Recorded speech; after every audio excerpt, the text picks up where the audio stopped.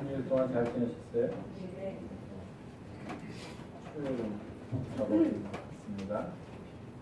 이제 날씨가 무더워질 것 같은데 건강 유의하시면서 늘 기쁘고 평안한 하루를 보내시기를 바라겠습니다.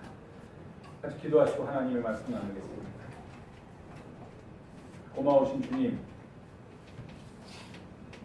오늘도 저희가 주님 앞에 나와서 하나님을 예배하며 이 시간 또 하늘의 뜻을 분별하는 자리에 섰습니다.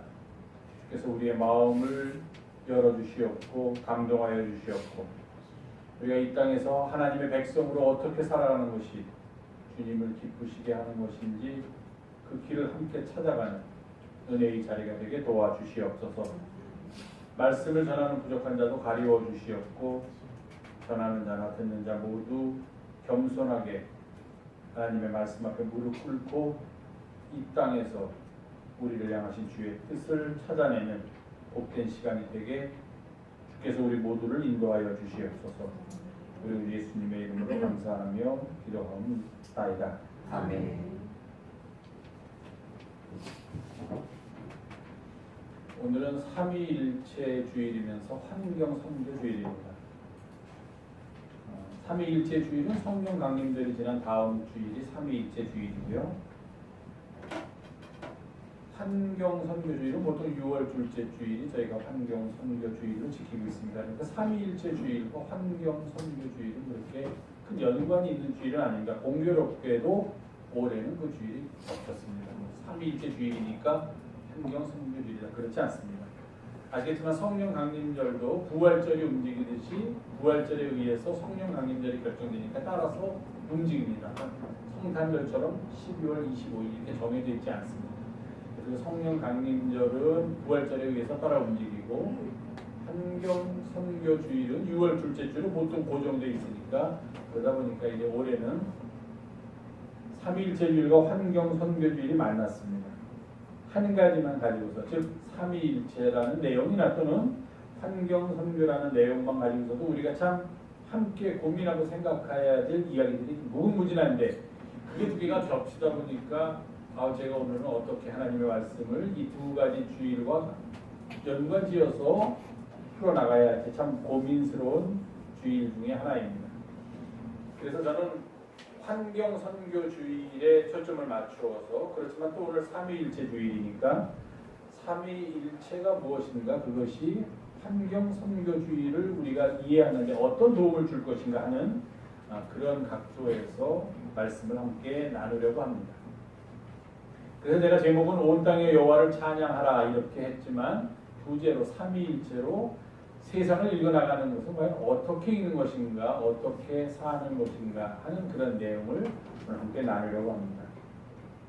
참으로 다행스럽고 감사한 것은 오늘이 환경 선교 주일인데 그러다 보니까 제가 이제 함께 나누는 찬송은 주로 환경 선교에 가까운 또는 그에 해당하는 찬송을 선정했지만 봉헌송을 해주신 분들도 또 주님 지으신 아름다운 세상이라는 찬양을 저희들에게 들려주셨고 또 우리 분이엘 찬양대에서도 주 만드신 이 세상이 얼마나 아름다운가 그 땅에서 살아가는 우리가 얼마나 복된 일인가 하는 그런 찬양을 해주시니까 마치 저희가 미리 사전에 의논했던 것처럼 오늘은 그 환경 선교의 모든 것을 맞추어서 우리가 한번 고민해보자 한번 하나님을 찾아보자 하는 그런 의미로 가는 것 같아서 제 마음이 참 기쁩니다. 물론 우리 환경 선교주일이니까 봉헌송을 하신 분들이나 또는 분일 찬양대에서도 거기에 맞추어서 제 목회를 돕기 위해서 그렇게 해주셨으리라 생각돼서 너무너무 감사해요. 제가 특별하게 다음 주는 지난주쯤에 다음 주는 환경 선교주일이니까 이러이러한 찬양을 해주십시오라고 부탁을 하지 않았는데도 불구하고 이렇게 함께 저희들의 마음을 모두어서 매 주일마다 같은 뜻으로 하나님께 예배할 수 있게 되는 참 저의 복이면서 우리 모두에게 주신 하나님의 선물이라 생각해서 오늘 봉헌 찬양해 주신 이상은 이일영 그리고 또 날마다 좋은 찬양해 주신 우리 분이엘 찬양대 이 자리에 들어서 다시 한번 감사 말씀드립니다. 환경 문제가 점점 심각한 문제로 대두되고 있습니다. 특히 많은 사람들이 걱정하는 일 중에 하나가 지구 온난화입니다. 지구의 기온이 조금씩 오르고 있다는 얘기죠. 평균 기온이 오르고 있다는 얘기입니다. 사실은 우리가 그렇게 쉽게 그런 지구 온난화 현상을 체험하는 것은 가능하지 않습니다. 뭐 지구 온난화 때문에 요즘은 여름이 길어지고 겨울이 짧아지고 봄과 가을이 없어졌다. 우리나라 날씨도 그냥 점차 아열대 날씨처럼 변해가고 있다. 그러니까 우리는 지금 굉장히 적도로부터 많이 올라와 있지 않습니까? 한 38도 정도가 되니까 그래서 한 중간 정도에 있는 거죠. 적도와 극지방 사이에 북쪽으로 북쪽의 중간쯤에 있는데 아열대는 훨씬 남쪽을 얘기합니다. 적도에 가까운 지역은 열대고 아열대는 바로 그 위에 있는 여러분들이 잘 아시는 베트남의 남쪽이라든지 라오스라든지 캄보디아라든지 뭐 인도네시아라든지 그렇게 적도에 가까운 지역에 있는 나라들 그런 나라들의 기후를 보통 우리가 아열대 기후라고 하는데 우리나라 기후가 그렇게 변해가는 것 같다. 그 이유가 무엇일까? 그것은 아마도 지구 온난화 때문이 아니겠는가. 우리가 이런 생각들을 보통 많이 합니다. 지구가 따뜻해지고 있다는 얘기죠. 지구가 따뜻해진다는 것은 태양이 뭐 갑자기 활동을 더 활발하게 해가지고서 우리한테 에너지를 더 많이 보내기 때문은 아닌 것 같습니다. 오히려 태양은 계속적으로 활동을 하고 있기 때문에 언젠가는 그 태양의 안에서 일어나는 그 화학 반응이 줄어들지는 않을까 하는 그런 염려가 되죠. 왜냐하면 태양이 그 활동을 멈추게 되면 지구 안에 있는 생물은 존재할 수가 없기 때문에 그렇죠. 그런데 왜 지구가 점점 따뜻해지는 걸까? 그것은 태양열을 우리가 받아들여서 그 다음에 그 열을 밖으로 내보내야 되는데 태양열을 받아들이는 것은 똑같이 받아들이는데 밖으로 내보낼 방법이 점점 없어지고 있다는 이야기입니다. 왜 없어지고 있는가? 지구 주변에 어떤 막이 생겼다는 거예요. 지구 주변에 막이 생겨서 그 막 때문에 지구 안에 들어와서 지구를 따뜻하게 했던 태양의 복사열이 다시 밖으로 대기 밖으로 방출돼야 되는데 방출되지 않다 보니까 우리가 흔히 얘기하는 온실 효과라고 해서 온실 속에 들어가면 막 숨이 막히고 그 안에 공기가 따뜻한 것처럼 지구가 점차 그렇게 된다는 이야기입니다. 사실일 것 같습니다. 한때는 과학자라고 유명하게 이름을 날리는 사람들이 지구 온난화는 너무 과장돼 있다라고 주장했던 그런 때도 있습니다. 자기 이름을 빌어서 지구 온난화 그렇게 얘기하는 것처럼 심각한 문제가 아닌데 정치인들이 어떤 이슈를 만들어서 사람들의 관심을 끌기 위해서 지구 온난화를 지나치게 강조하고 있다라고 주장하던 때도 있었습니다. 그래서 그러한 주장들을 또 여러 가지 과학적인 근거를 내세우면서 입증하려고 했는데 나중에 알고 보니까 그것은 또 지구 온난화를 야기하고 있는 어떤 세력들이 있습니다. 기업체들이죠. 굉장히 부를 많이 쌓고 있는 그런 기업체들을 돕기 위해서 그들로부터 용역을 받아서 그런 쪽으로 연구를 했다 하는 또 그런 결과가 밝혀지다 보니까 지구온난화 현상은 사실인 것 같다 하는 생각입니다. 그리고 그 지구온난화가 일어나면 점점 더 우리들이 살아가는 것은 힘들어질 것 같다 하는 것 또한 사실입니다. 지구온난화, 지구가 따뜻해지면 제일 문제가 되는 게 뭡니까? 지구가 따뜻해지면 따뜻해지면 좋지 뭐가 문제인가 그렇게 생각할 수 있지만 이게 지구의 평균 기온이 지금보다 1도 오른다. 1도? 그거 아닙니다. 대단한 거죠. 이 지구를 둘러싸고 있는 모든 공기의 온도가 1도 오르려면 얼마나 많은 에너지가 필요한지 말할 수가 없습니다. 물 1g을 1도씩 올리는데 필요한 열량을 1칼로리라고 하는데 이 모든 공기를 다 1도씩 올린다면 엄청난 양의 칼로리가 필요한다는 얘기예요. 지구 온난화가 되면 제일 큰 문제가 뭡니까? 빙하가 녹아요. 저는 따뜻한 거를 별로 좋아하지 않습니다. 따뜻한 거 들어가면 막 이렇게 숨이 답답해요. 숨을 쉬기가 어려운 것처럼 느껴져요. 그래서 찬기를 좋아하고 찬 거를 좋아하는데 그것도 별로 좋은 거 아니라고 주변 분들이 그러더라고요. 지구가 따뜻해지면 제일 문제가 되는 것이 빙하가 녹습니다. 빙하가 어디 있는지 한번 실제로 본 적도 없는데요. 저도 녹는다는 거 별로 실감이 나지 않는데 빙하가 녹게 되면은 그때부터 생태계의 파괴 현상이 일어납니다.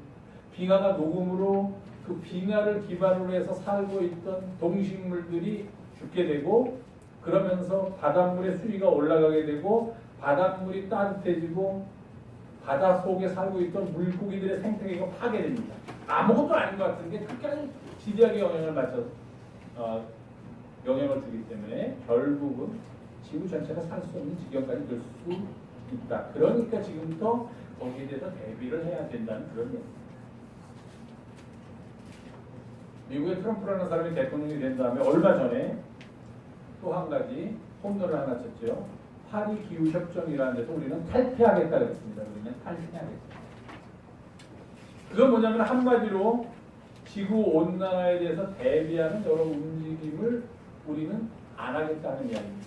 왜 안 할까? 좋은 일일 텐데 그냥 우리가 잘 모르니까요. 그냥 상식적인 선에서 지구에 문제가 생겼는데 지구에 문제가 생기면 우리가 살 길이 어려우니까 우리 다 같이 힘을 모으고 지혜를 모아서 지구에 생기는 문제를 좀 줄여봅시다. 없애봅시다라고 모였는데 갑자기 세계에서 가장 큰 강대국인 미국에서 우리는 거기 들어가지 않겠다.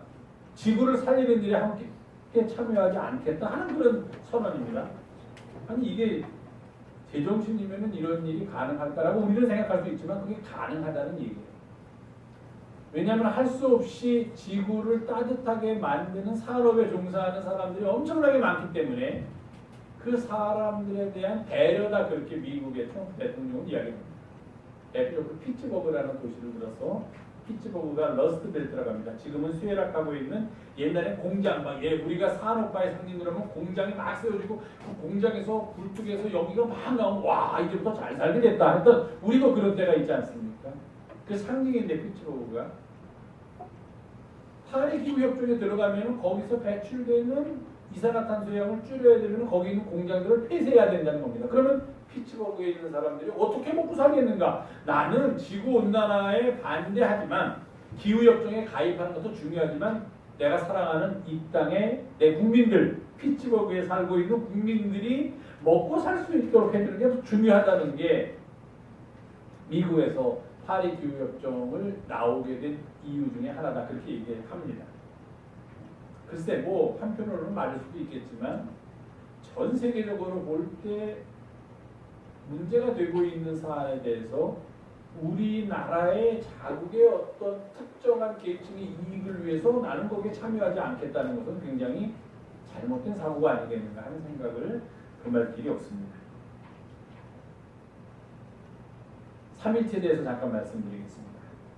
신학을 합니다. 저희는 이렇게 교회에서 설교도 하고 하지만 교회에서 설교하는 내용이나 교회의 갈 길, 교회에서 무엇을 가르치고 무엇을 설교할 것인가를 하는 학문적인 작업을 우리가 신학, theology, 신학이라고 얘기합니다. 보통 신학교에서 그걸 하죠. 그럼 신학을 하는 사람들이 하는 일이 무엇인가? 아주 간단하게 얘기하면 세상 사람들이 우리한테 묻습니다. 너희는 하나님을 믿는다고 그랬는데 너희가 믿는 하나님 나한테 설명 좀 해봐라 그럽니다. 너희 예수 그리스도를 구세주라고 이야기하고 있는데 구세주 예수 그리스도 그가 누구인지 왜 너희는 그 사람을 구세주라고 생각하면서 믿고 있는지 좀 얘기해다오. 성령이 그럼 과연 무엇이냐? 교회는 이 땅에 왜 존재하는 것이냐? 교회는 어떤 모습으로 존재해야 되는가라고 세상 사람들이 우리한테 많은 우리가 믿는 믿음의 내용에 대해서 질문을 던집니다. 그럼 우리가 거기에 대해서 대답을 해줘야 돼요. 글쎄 내가 하나님 잘 모르겠다. 예수 나도 잘 몰라. 근데 너 교회를 그냥 나가는 거야. 이러면 안 된다는 거예요. 그러면 설득력이 없다는 거예요. 요즘같이 이성이 발달한 시대에는요.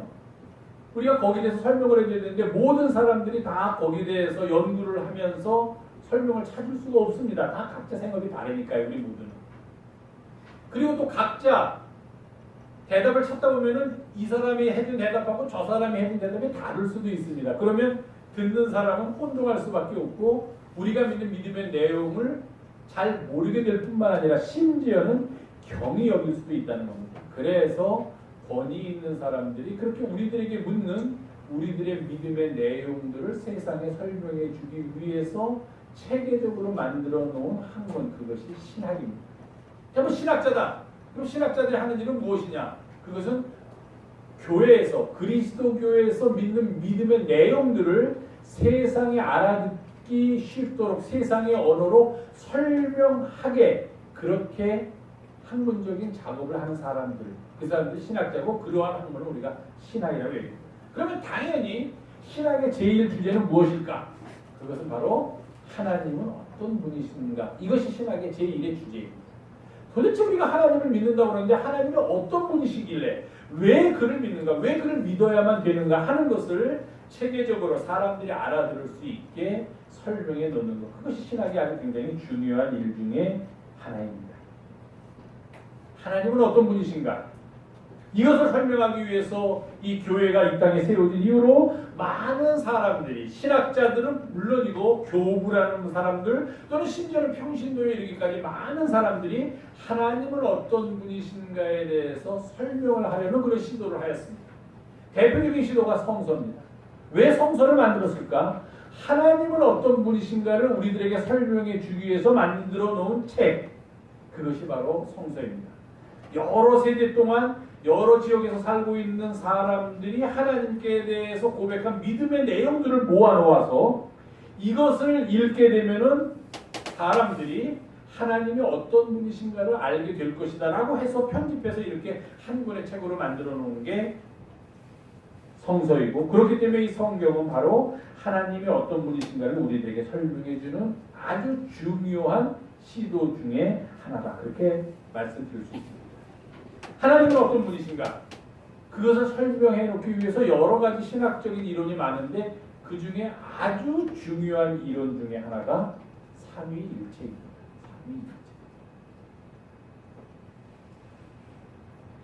삼위일체는 무엇이냐? 우리가 믿는 하나님이 어떤 분이신가를 우리 스스로에게 그리고 세상에게 설명하는 하나의 학문적인 방법입니다. 자, 삼위일체에 대해서 잘 아세요?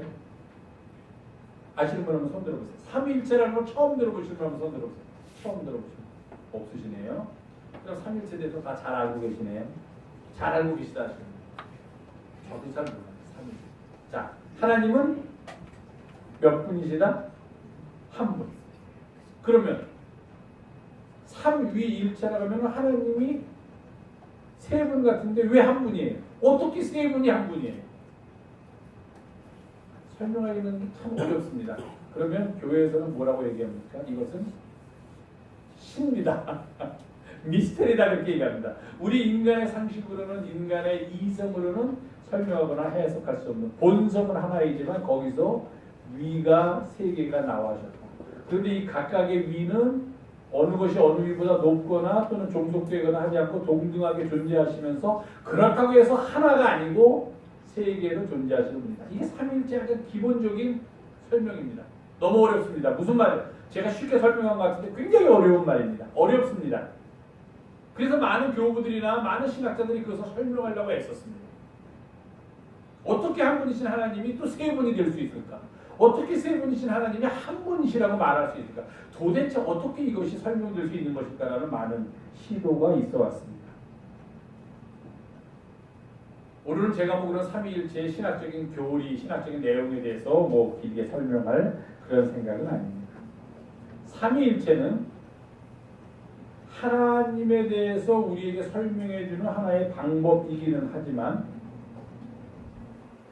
하나님이 어떤 분이신가를 설명하는 방법이라기보다는 하나님이 어떻게 존재하시는가 하는 하나님의 존재 방식을 설명하는 하나의 시도다. 우리가 이렇게 보는 게 옳은 것 같습니다.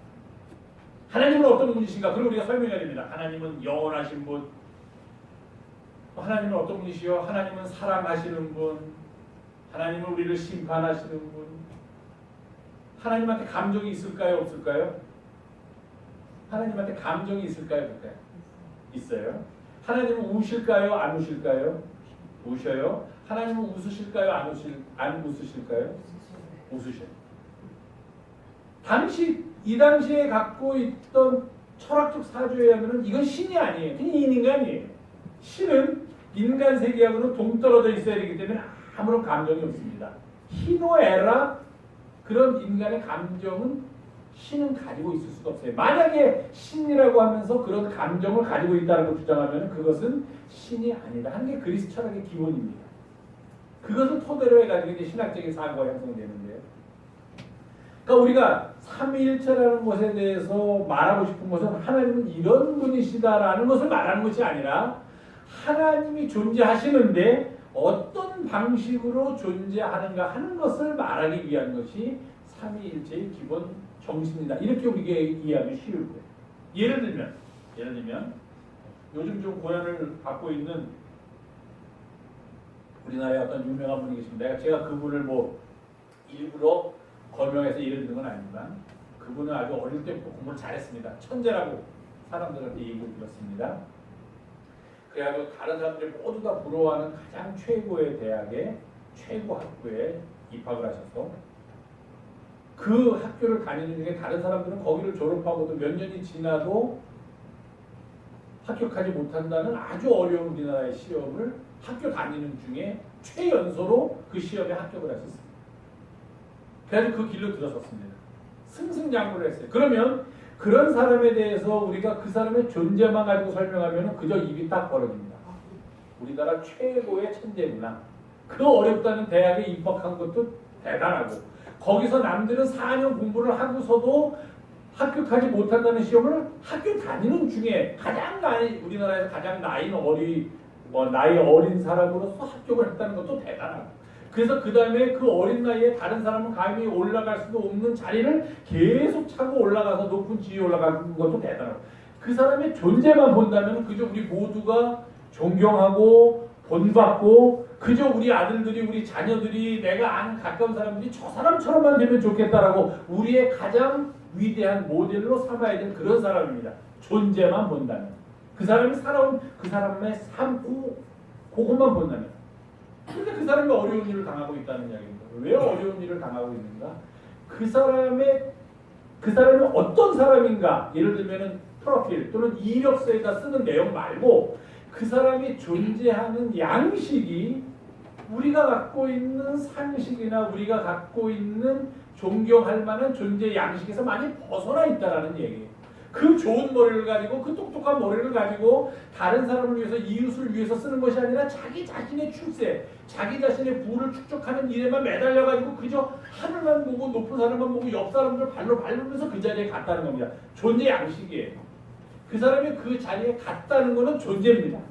어떤 사람인가 하는 거예요. 예를 들면 우리가 네이버에서 누구라고 치면은 그 사람의 학력과 그 사람의 경력이 쫙 나옵니다. 어느 학교를 하고 뭘 하고 경력에 들어가 보면은 언제 무슨 시험을 합격해서 어디 가서 어떤 직을 맡아서 어떻게 이렇게 쫙 나옵니다. 그것만 보면은 대단한데 왜 우리가 그 사람이 문제가 있다고 생각하면 그 사람 자체가 아니라 그 사람이 존재하는 양식이 올바른 양식이 아니었다.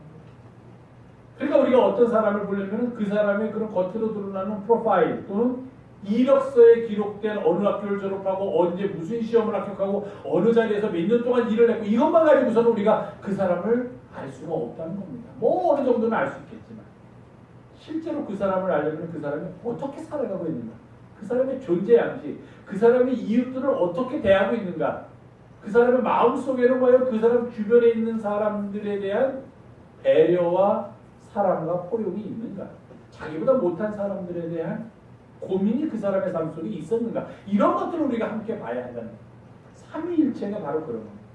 하나님은 어떤 분이신가에 대한 설명, 하나님은 영원하신 분이고 하나님은 이런 분이고 하나님은 저런 분이고라는 설명보다도 뭐 하나님의 존재 양식을 설명하는 게 삼위일체입니다. 하나님의 존재 양식을 설명하는데 어떻게 설명합니까? 하나님은 어떻게 존재하시는가? 성부와 성자와 성령의 관계 속에서 존재하십니다. 다른 말로 하면은 성부 없는 성자는 의미가 없고 성자 없는 성령도 의미가 없고 성령 없는 성부도 의미가 없고 즉 성부와 성자와 성령이 함께 서로 관계를 맺으면서 존재할 때 비로소 성부와 성자와 성령 모두 다 의미를 갖게 되고 그러한 존재 방식 속에서 하나님을 우리가 이해할 수 있게 된다는 거예요. 그냥 쉽게 설명하겠습니다. 삼위일체가 우리들에게 가르쳐주는 가장 좋은, 편한, 쉬운 교훈은 뭐냐? 하나님은 성부는 예수 그리스도 성자, 성령 이 세 신이 서로 관계 속에서 그 관계에 대한 설명이 참 어려우니까 거기까지 가지 않고요. 서로 관계 속에서 존재할 때만 비로소 존재하게 되는 겁니다. 그 중에 어느 하나가 없어지면 나머지 둘도 의미가 없어진다는 거예요. 셋이 반드시 있어야 되고 그것도 또 따로따로 동떨어져 가지고 서로 독자적으로 난 너 모른다 하고 존재해서도 안 되고 셋이 존재하면서 셋이 서로에 대해서 긴밀한 관계 속에서 연관 속에서 어느 것이 어느 것보다 위나 아래나 라는 관계없이 존재할 때 비로소 우리 하나님이 우리 가운데 존재하신다라고 설명할 수 있다는 게 삼위일체 이야기입니다. 관계입니다. 관계가 있어야 되고 그 관계가 서로를 연결시켜줘야 됩니다. 이러한 삼위일체를 기준으로 해서 세상을 한번 보겠습니다. 자, 세상을 간단하게 설명합니다. 하나님이 계시고 인간들이 살고 있고 굉장히 인간 중심적인 삶입니다. 그리고 하나님이 계시고 인간이 살고 있고 그리고 인간 이외의 이 세상이 존재합니다. 하나님과 인간과 자연, 이 땅이 존재한다는 겁니다. 우리의 전통 사상도 보면 우리가 보통 천지인 그렇게 말합니다. 하늘이 있고 땅이 있고 그리고 그 하늘과 땅 사이에 사람이 있다. 그러면서 하늘과 땅과 그 사이에 있는 인간들, 사람이 서로 조화를 이루면서 서로가 하나가 되면서 살아가야지만 비로소 이 세상의 바른 모습을 가질 수 있다는 게 우리의 전통 사상이 가르쳐주는 교훈입니다. 삼위일체적으로 세상을 본다는 것은 바로 이런 겁니다. 우리가 보통 삼위일체라는 말은 이거 말고도 많이 쓰죠. 옛날에 저 어릴 때 학교 다닐 때 무슨 영어에서도 무슨 삼위일체 그런 책이 있었어요. 지금도 기억나는데 그분이 요새는 건강에 대한 책을 많이 쓰는 게 안현필이라는 분인데 건강에 대한 책을 많이 쓰는데 무슨 영어의 삼위일체인가 무슨 삼위일체 그런 책이 있었어요. 아주 유명한 참고서 같은 책. 그러니까 삼위일체라는 말은 우리 교회에서만 쓰이는 건 아니잖아요. 많이 이렇게 세상에서도 뭐 얘기하는 아니 삼위일체가 돼야 돼, 삼위일체가 돼야 돼. 뭐 세 가지만 나오면은 그냥 얘기합니다. 사람들이 다 세 가지만 삼위일체, 삼위일체라고 얘기합니다. 세상을 보는 방법도 삼위일체적으로 세상을 봐야 되는데 삼위일체적으로 세상을 본다는 건 어떻게 보는 것이냐? 하늘과 땅과 우리 사람 이렇게 셋을 놓고서 한번 보자는 겁니다.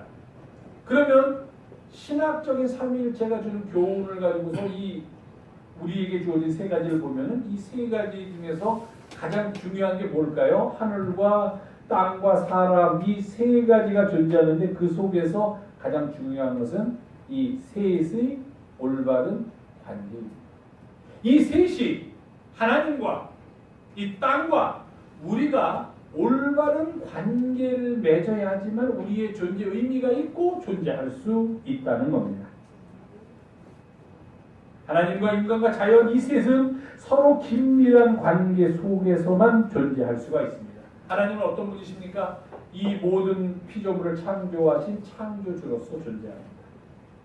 우리 인간을 구원하신 구원자로서 존재합니다.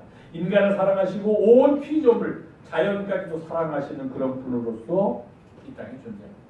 사람은 어떤 존재들입니까? 하나님으로부터 사랑을 받고 살아가는 그런 존재들입니다. 하나님을 찬양하는 존재들, 하나님의 구원 역사에 동참하는 존재들입니다. 그러면서 동시에 우리는 하나님과의 관계뿐만 아니라 이 땅과의 관계, 피조물과의 관계도 맺습니다.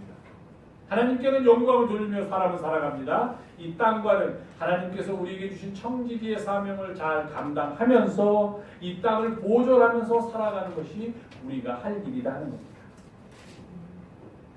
사람이 하나님께 대해서 영광을 돌리며 찬양하며 살아가는 것과 마찬가지로 시편 기자들은 그것은 사람만이 하는 일이 아니라는 겁니다. 온 피조물이 다 함께 해야 될 일이라는 겁니다. 왜? 하나님이 온 만물을 창조하셨기 때문입니다. 그래서 우리가 함께 봉독한 시편 148편은 1절부터 6절까지에는 천상의 존재들을 보고 하나님을 찬양하라고 얘기합니다. 이렇게 얘기합니다. 모든 천사여 하나님을 찬양하라. 모든 군대여 그를 찬양할지어다. 해와 달아 그를 찬양하라. 밝은 별들아 다 그를 찬양할지어다. 하늘의 하늘도 그를 찬양하며 하늘 위에 있는 물들도 그를 찬양할지어다. 그리고 7절 오늘 함께 봉독한 7절 이하에서는 이 땅에 있는 모든 피조물들이 모든 땅들이 이번에는 하나님을 찬양하라고 얘기합니다. 용들과 바다여 땅에서 여호와를 찬양하라.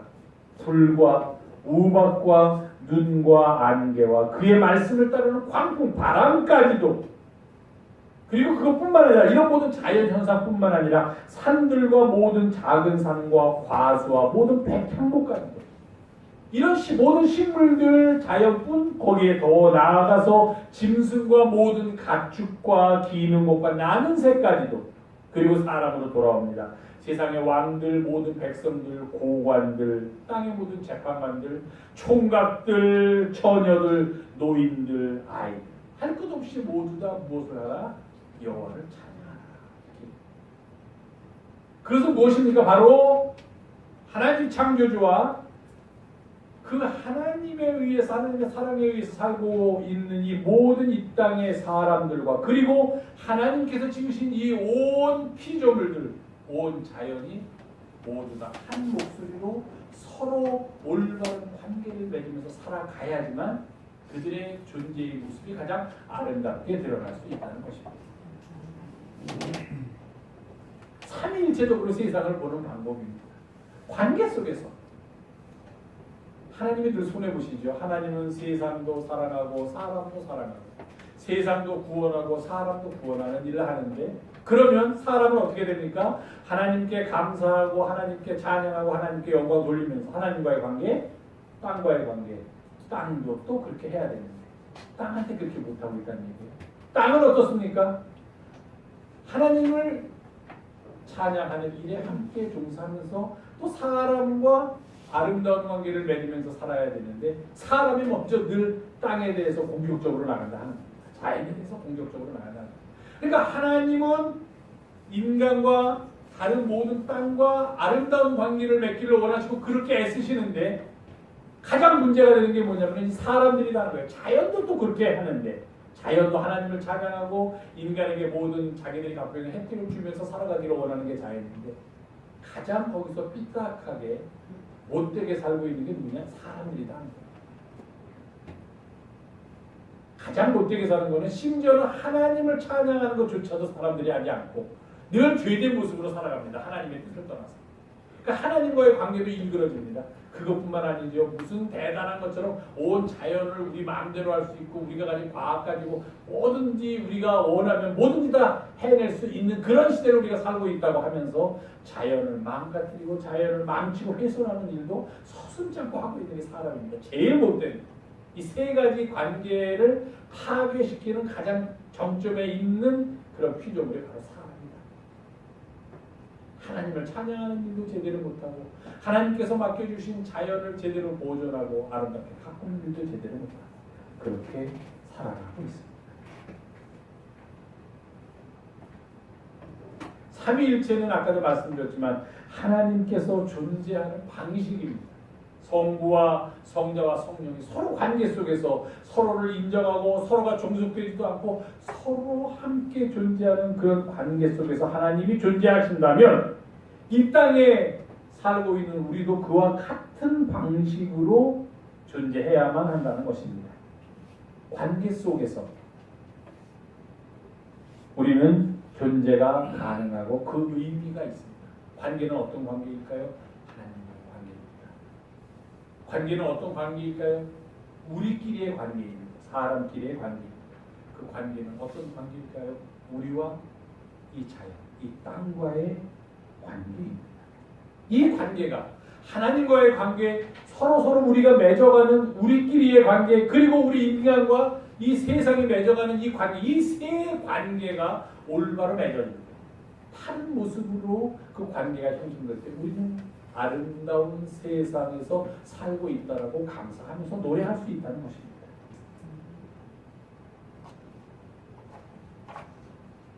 사람은 하나님의 사랑 안에서 살아가고 그의 구원 역사 속에서 살아가면서 자연에 대하여 하나님의 청지기로서의 사명을 다하면서 살아갈 때 그때 온 땅과 피조물 함께 하나님을 찬양하게 된다는 것입니다. 삼위일체 속에서의 관계가 하나님이 존재하는 방식이라면 그 하나님을 이해하는 우리의 이성의 방식이라면 그 방식은 또한 우리가 이 땅에서 살아가는 방식이 되어야만 한다는 것입니다. 즉 우리의 창조주 하나님과의 관계를 어떻게 우리가 올바르게 아름답게 맺을 수 있겠는가, 그리고 우리가 서로 어떻게 아름다운 관계를 맺으면서 살아갈 것입니다.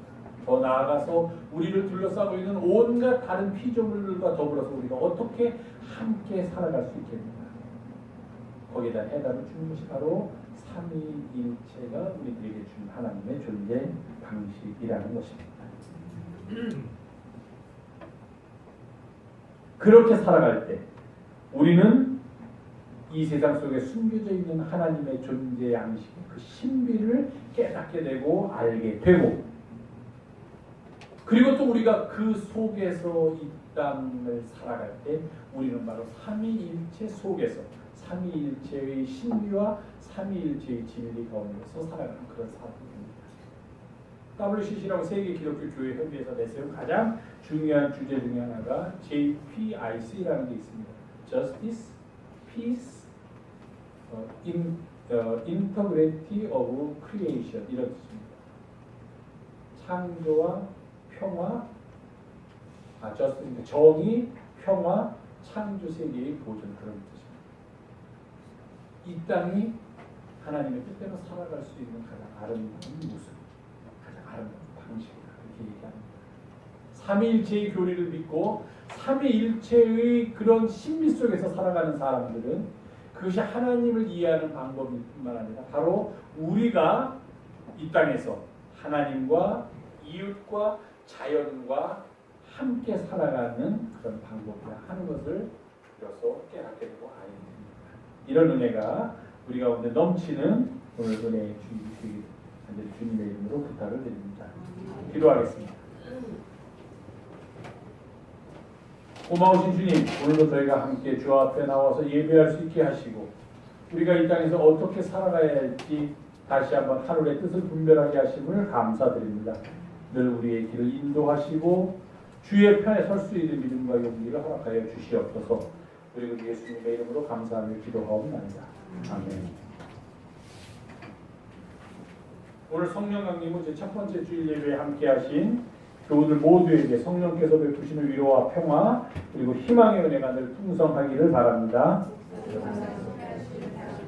고맙습니다. 같이 옆에 계신 분들과 사랑의 인사, 평화의 인사 함께 나누시기 바랍니다. 안녕하세요.